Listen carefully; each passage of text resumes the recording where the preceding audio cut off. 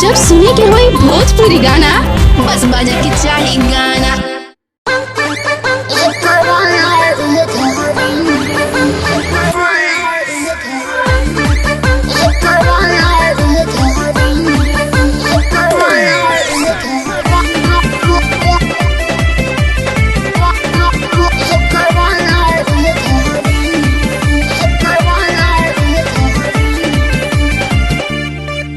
आज हवे सुहाग वाली रतिया हो, पहिला पहिला मुलाकातिया हो।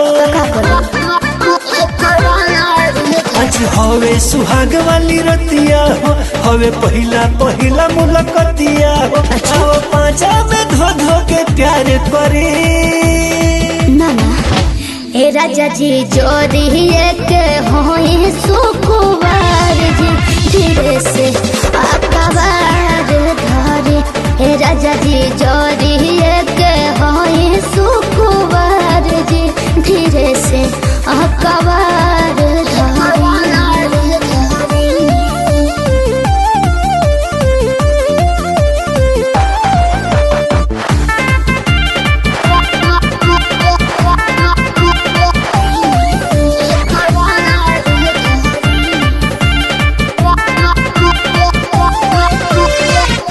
नाक के नथिया हटावे दो ये धान हो।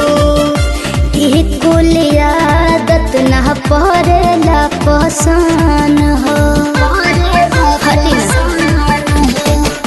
नाक के नथिया हटावे दो ये धान हो। कुल आदत न पड़ेला पसान हो। सुन छुए न देबू कया चार परी नाना हे राजा जी जोरी के होई सुकुवार जी धीरे से आकावार धरे। कि राजा जी जोरी के होई सुकुवार जी धीरे से आकावार धरे।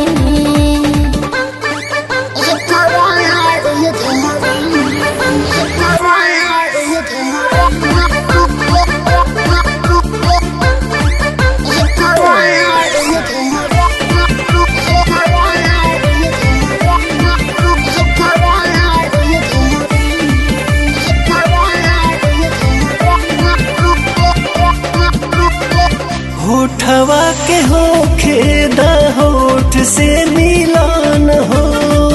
ऐसे बेसी ममिला बढ़ावा आज जान हो। होठवा के होखे द होठ से मिलान हो। ऐसे बेसी ममिला बढ़ावा आज जान हो। लोकनाथ सुमित एतबार करी। अच्छा ए राजा जी जोरी के होई सुकुवार जी धीरे से आकावार धरे। ए राजा जी जोरी के होई सुकुवार जी धीरे से आकावार धरे। आज हवे सुहाग वाली रतिया हो, हवे पहिला पहिला मुलाकातिया हो। अच्छा पांचा में धो धो के प्यार करे नाना ए राजा जी जोरी के होई सुकुवार जी धीरे से आकावार धरे।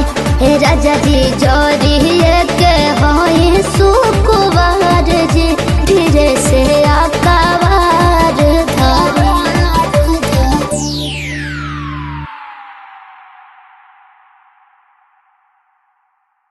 पांचा में धो धो के प्यार करे नाना ए राजा जी जोरी के होई सुकुवार जी धीरे से आकावार